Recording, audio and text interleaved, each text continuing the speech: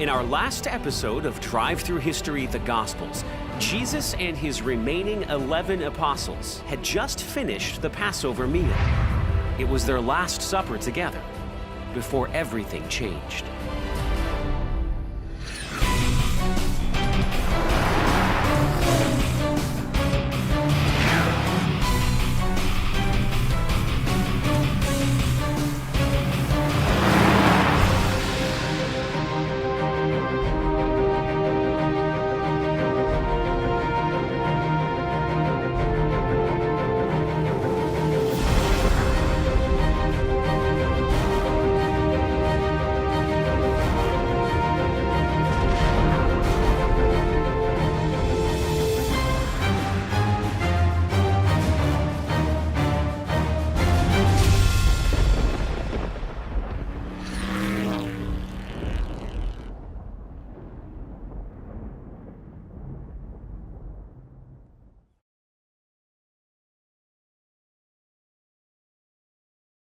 After the Passover meal was complete, Jesus and his disciples left the borrowed room and went to Gethsemane.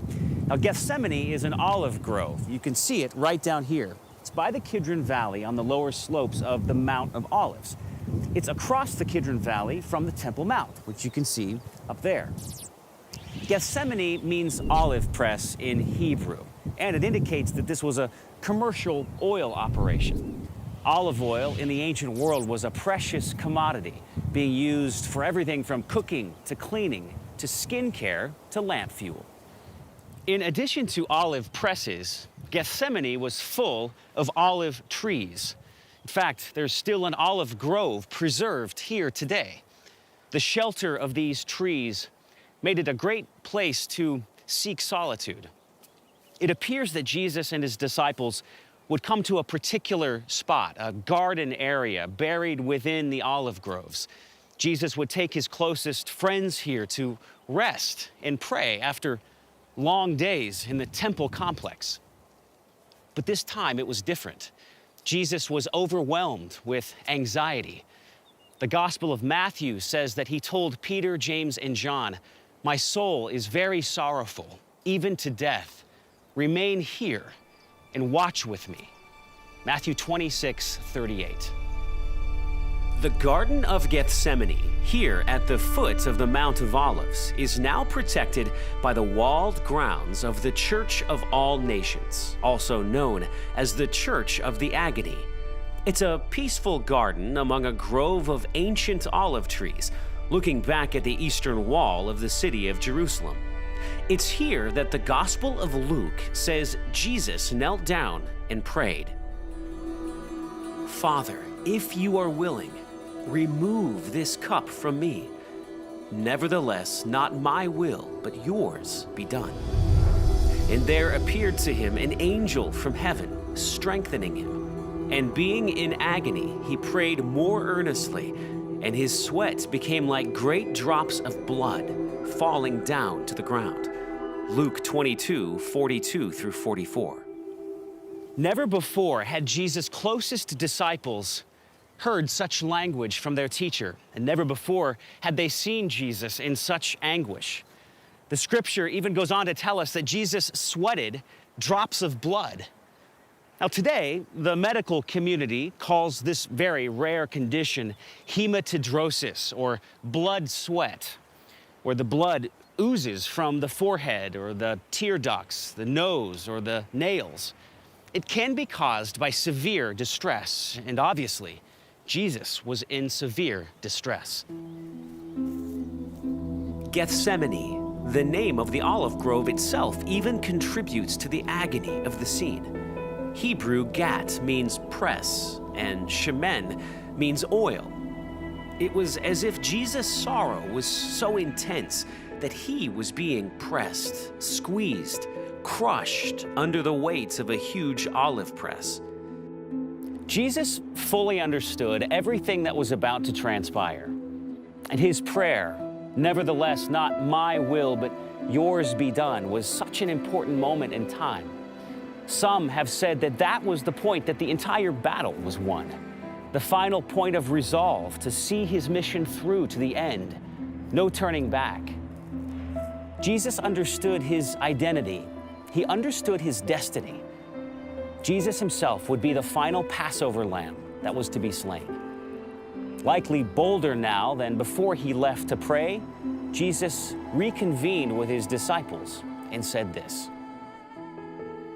"See, the hour is at hand, and the Son of Man is betrayed into the hands of sinners. Rise, let us be going. See, my betrayer is at hand." Matthew 26, 45 and 46. As I walk through the Garden of Gethsemane today, it's remarkable to note that this section of trees dates to between 1,500 and 2,000 years ago. See those thick, gnarly trunks? Many scholars believe that these actual trees have been pruned back each year since the time of Jesus. So it's very possible that a few of these trees had a front row seat for what transpired next. Now Judas, who betrayed him, also knew the place, for Jesus often met there with his disciples. So Judas, having procured a band of soldiers and some officers from the chief priests and the Pharisees, went there with lanterns and torches and weapons. Then Jesus, knowing all that would happen to him, came forward and said to them, "Whom do you seek?" They answered him, "Jesus of Nazareth." Jesus said to them, "I am he." John 18, 2 through 5. Jesus, now a man fully resolved, faced Judas and the detachment of soldiers head on. He identified himself and willingly gave himself over to them. Following his arrest, Jesus was taken to the former Jewish high priest Annas, who questioned Jesus about his disciples and his teaching. Jesus answered him, "I have spoken openly to the world. I have always taught in the synagogues and in the temple where all Jews come together. I have said nothing in secret. Why do you ask me? Ask those who have heard me what I said to them. They know what I said." And when he said these things, one of the officers standing by struck Jesus with his hand, saying, "Is that how you answer the high priest?" Jesus answered him, "If what I said is wrong, bear witness about the wrong. But if what I said is right, why do you strike me?" Annas then sent him bound to Caiaphas, the high priest. John 18, 20 through 24. As we learned in a previous episode, it was Caiaphas, the son-in-law of Annas, who had advised the Jews that, quote, "it would be expedient that one man should die for the people." Obviously, Caiaphas had stacked the deck against Jesus. The Gospel of John tells us that Peter and another disciple followed at a distance into the courtyard of the high priest that night. All the other disciples scattered after Jesus' arrest. Although the precise location of the high priest's courtyard is unknown, it was probably located in this area, which was the affluent part of Jerusalem, known as the Upper City. Archaeologists have uncovered ruins of beautiful homes in the Upper City that included enclosed central courtyards. Now, I don't know what the whole scene would have looked like as they were escorting Jesus through the city that night, but it was probably pretty intense, which is likely why Peter was following at a distance. Now, Peter ended up in the courtyard of the high priest. The high priest would have lived in a house very much like this one, walking through the remains of a first-century priestly mansion. In fact, it could have actually been this house. We don't know for sure. Now, remember when Jesus told Peter that he would deny him 3 times before the rooster crowed at dawn? Well, sure enough, that night, while Peter was warming himself by the fire in the courtyard of the high priest, Peter was challenged 3 times to associate himself with Jesus. All 3 times, Peter denied his Lord. "I do not know him," Peter said. It was during this 3rd denial of Jesus that the rooster crowed. Certainly, this man was also with him, for he too is a Galilean. But Peter said, "Man, I do not know what you are talking about." And immediately, while he was still speaking, the rooster crowed. And the Lord turned and looked at Peter. And Peter remembered the saying of the Lord, how he had said to him, "Before the rooster crows today, you will deny me 3 times." And he went out and wept bitterly. Luke 22:59 through 62. Speaking of Jesus' identity, now is a perfect opportunity to return to a few of the clues. Now, as we've learned so far in this series, Drive Through History, the Gospels, Jesus often punctuated his teachings with the statement, "I am," fill in the blank. In fact, in our last episode, at an event known as the Last Supper, Jesus delivered 2 "I am" statements. First, when responding to Thomas about going to prepare a place for his followers, Jesus said, "I am the way and the truth and the life.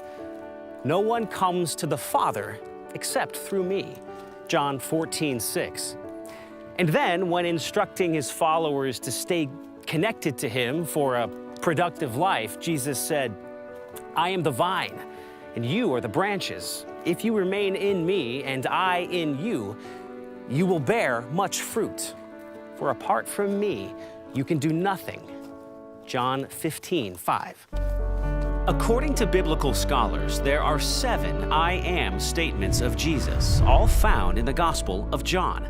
In addition to the 2 from the Last Supper, we've examined 5 others in our previous episodes. Remember Jesus saying, "I am the bread of life" in John 6?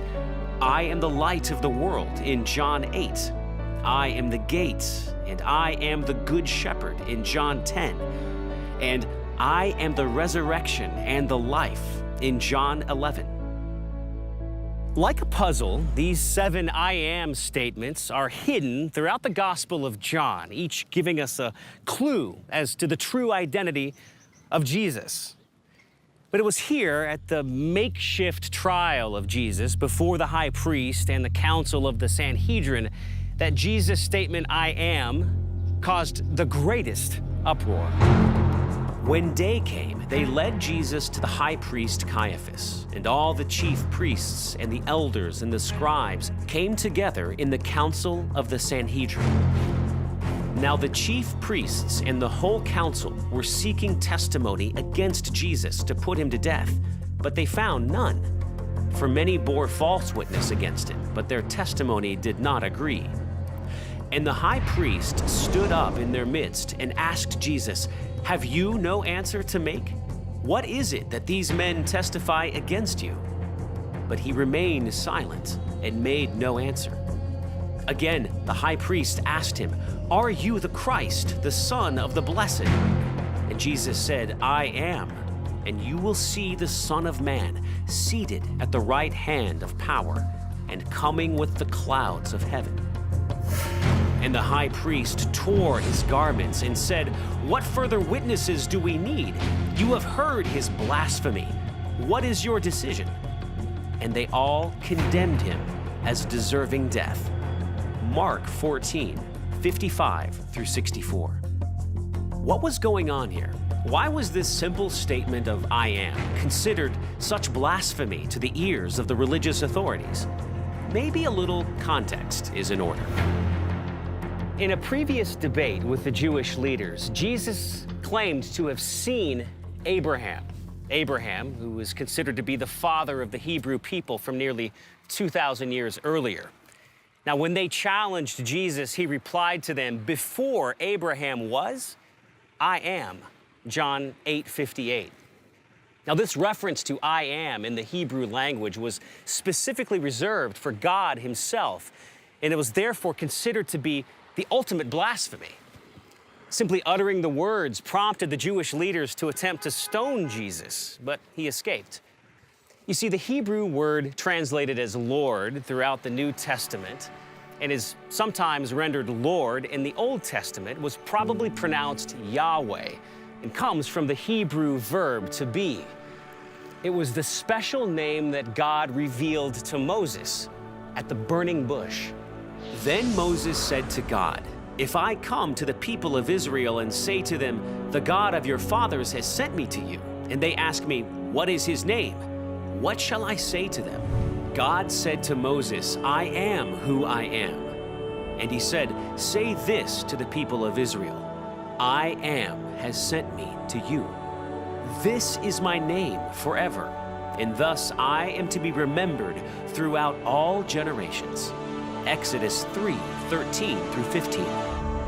In this context, I am is the very name of God to the Hebrew people. I am declares God's absolute being, the source of everything, without beginning and without end. Therefore, before the high priest and the council of the elders, Jesus was not only declaring himself to be the Christ, the Messiah, the Savior of the world, but God himself. He was making a claim of divinity. In the Jewish context, Jesus was making himself out to be God when he declared, I am.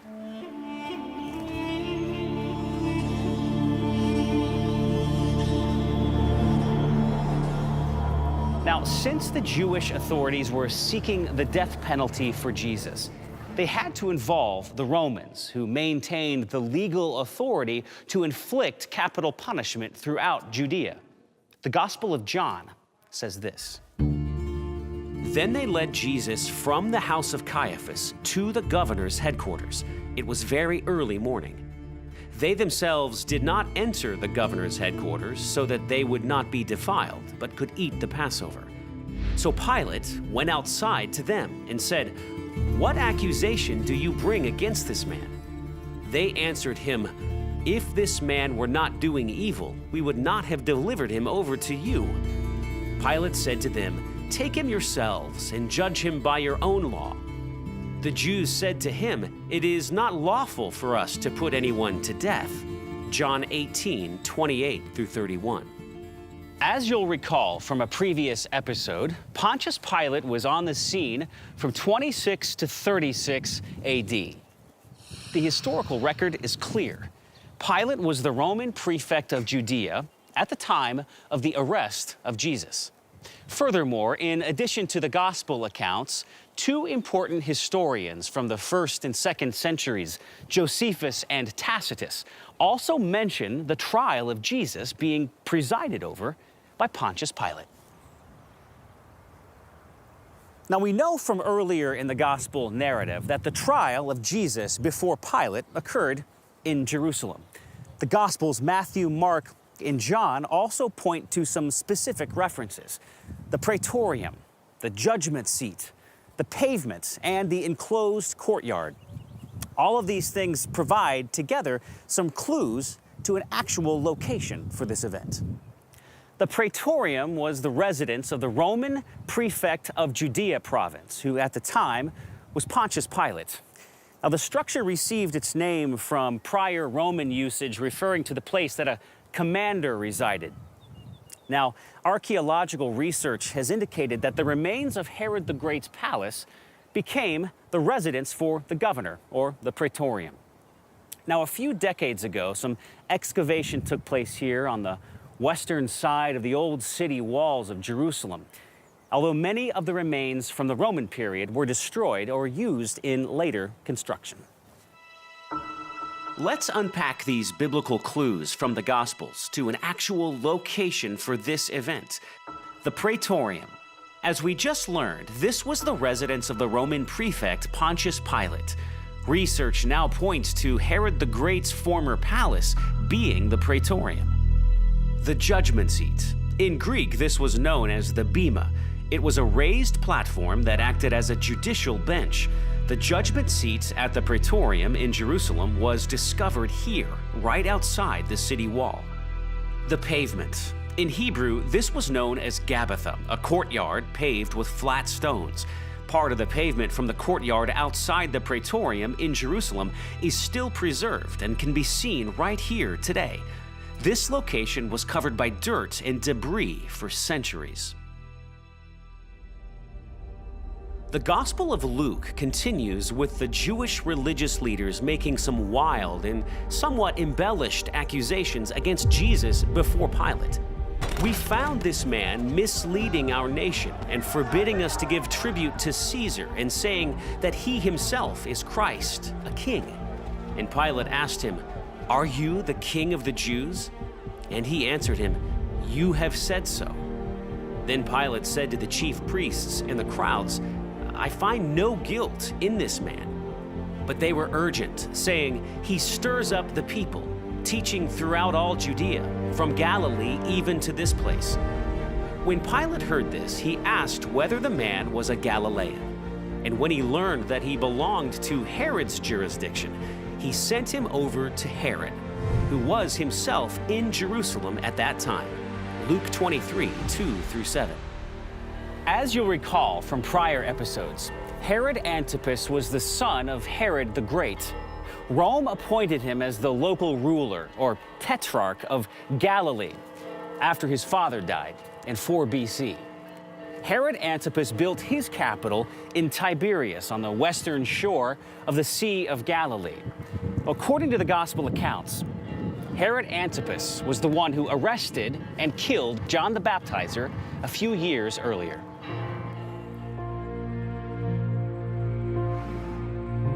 Although Herod Antipas ruled from the region of Galilee, it appears he was visiting Jerusalem in Judea during the Passover festivities. Most likely he was staying at a palatial mansion in the upper city of Jerusalem. When Herod saw Jesus, he was very glad, for he had long desired to see him because he had heard about him, and he was hoping to see some sign done by him. So he questioned him at some length, but he made no answer. The chief priests and the scribes stood by, vehemently accusing him. And Herod, with his soldiers, treated him with contempt and mocked him. Then, arraying him in splendid clothing, he sent him back to Pilate. Luke 23, 8-11. So picture the scene. Pilate escorts Jesus from the praetorium through this gate and onto the pavement.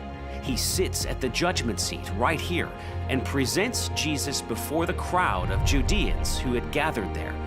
As we're about to hear, this is where Pilate makes the case to punish and release Jesus. This is also where we are about to hear the crowd's response of "Crucify him."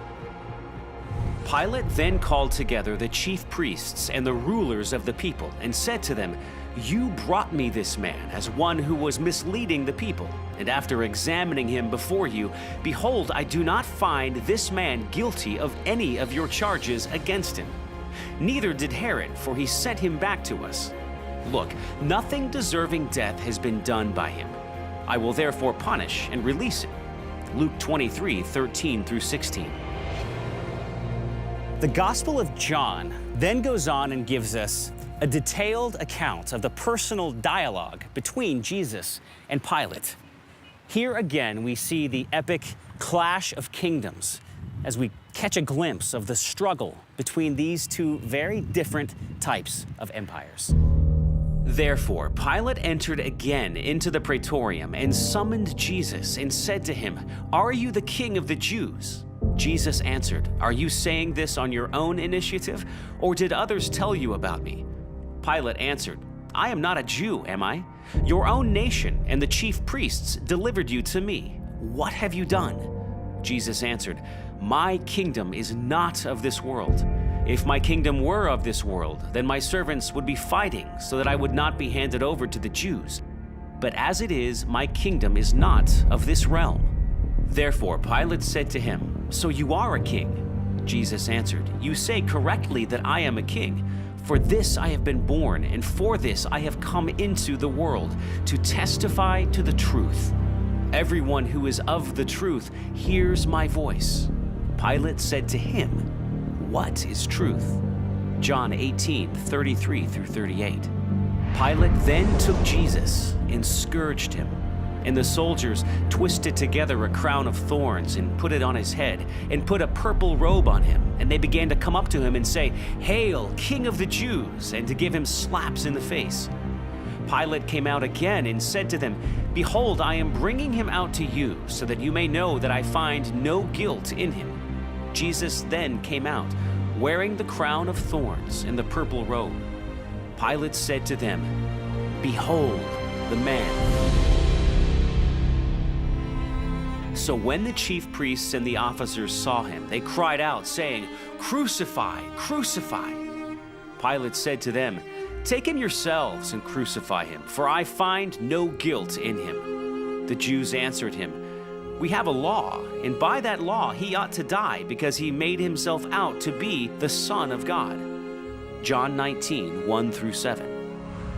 Pilate returned to the praetorium and continued questioning Jesus. Once more, Pilate brought Jesus out before the crowd. He brought Jesus out and sat down on the judgment seat at a place called the Pavement, but in Hebrew, Gabbatha. Now it was the day of preparation for the Passover.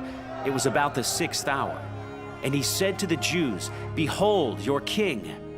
So they cried out, "Away with him! Away with him! Crucify him!" Pilate said to them, "Shall I crucify your king?" The chief priests answered, "We have no king but Caesar." So he then handed him over to them to be crucified. John 19, 13 through 16. In the end, all 4 gospel accounts tell us that the people cried out for Jesus' death. His destiny was at hand.